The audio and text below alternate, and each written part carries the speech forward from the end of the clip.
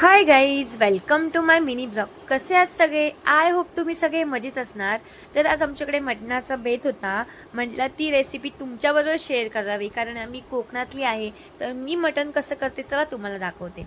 तर पहिली गोष्ट, एक मोठा टोप ठेवला आहे, कारण माझं मटण होतं 1 किलोचं. मस्तपैकी आपल्या अंदाजाप्रमाणे तेल टाकायचं. बघा काय काय साहित्य घेतलं आहे.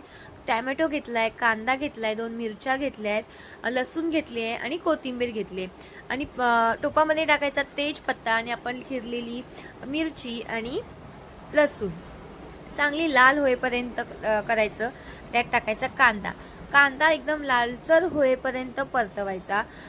काही काही जण कांद्यात टॅमॅटो टाकल्याच्या नंतर मीठ टाकतात, पण नाही, आपण तसं नाही करत. टॅमॅटो टाकायचा आणि चांगला शिजवून घ्यायचा, स्मॅश करून घ्यायचा. एकजीव झालं पाहिजे ते सगळं. चांगलं हलवत राहायचं आपण. आणि तुमच्याकडे पण कसं मटण करतात नक्की मला सांगा. आपण आता ह्याच्यामध्ये टाकणार आहोत मसाले.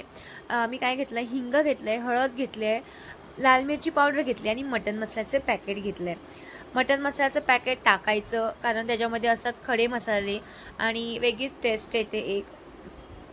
चांगलं लाल परतवायचे आणि आता मसाला टाकायचा. हे मी केलेलं आहे कांदा, खोबरं, लसूण आणि अद्रक याचं पेस्ट केलेली आहे. म्हणजे ते चांगलं भाजून वगैरे घेतलं आणि मिक्सरला वाटप केलेलं आहे त्याचं.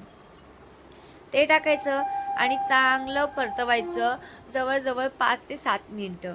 चांगलं मसाल्याला तेल सुटलं की आपण टाकायचं त्याच्यामध्ये थोडंसं मीठ टाकायचं, थोडंसं आणि पाणी टाकायचं. सगळं परतवून घेतल्याच्या नंतर आता आपण टाकणार आहोत त्याच्यामध्ये कोथिंबीर. सगळ्यांना भरपूर आवडते. आपल्या प्रत्येक जेवणामध्ये आपली कोथिंबीर असतेच असते. त्यामुळे कोथिंबीरला सोडायचं नाही. ते टाकायचं त्याच्यामध्ये आणि चांगलं थोडं 5 मिनटं झाकण ठेवून चांगला मसाला बारीक गॅसवरती शिजवून घ्यायचा. कारण आपण मसाला करताना कांदा वगैरे जास्त भाजून देत नाही, कारण आपल्याला खूप घाई असते म्हणून. त्यामुळे ह्या टोपामध्ये तेलामध्ये चांगला मसाला परतवून घ्यायचा. नंतर टाकायचं त्याच्यामध्ये मटण चांगलं कापून वगैरे घ्यायचं, धुवून घ्यायचं आणि त्याच्यामध्ये टाकायचं मस्तपैकी. टाकून त्याला 5 मिनटं त्यात टाकायचं, पाणी टाकायचं नाही.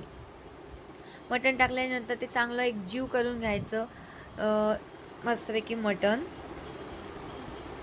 त्याच्यानंतर टाकायचं थोडं थोडं पाणी. आपण पाणी टाकल्याच्या नंतर चांगला मसाला पाण्यामध्ये एकदम हे करून घ्यायचा आणि थोडीशी आपली जेवढी उरली सुरलेली कोथिंबीर टाकायची. चांगलं हलवून घ्यायचं. आपल्याला अंदाजेप्रमाणे मीठ टाकायचं आणि जवळजवळ मटण शिजवायचं असतं 1 तास. तुम्ही मंद आचेवरती 1 घंटा मटण शिजवा, कारण आपण फास्ट गॅस करतो तर मटणातलं पाणी आटून जातं आणि रस्सा राहत नाही. त्यामुळे तर हे चांगलं मीठ टाकल्याच्या नंतर चांगलं हलवून घ्यायचं आणि घड्याळ लावायचं 1 तासाचं. बरोबर मटण शिजतं. झाकण ठेवायचं आणि वेट करायचं 1 घंट्याचा वेळ केल्याच्या नंतर मटण बापरे झणझणीत. आमच्याकडे असं असतं. तुमच्याकडे कसं असतं कमेंट करून नक्की सांगा. बाय.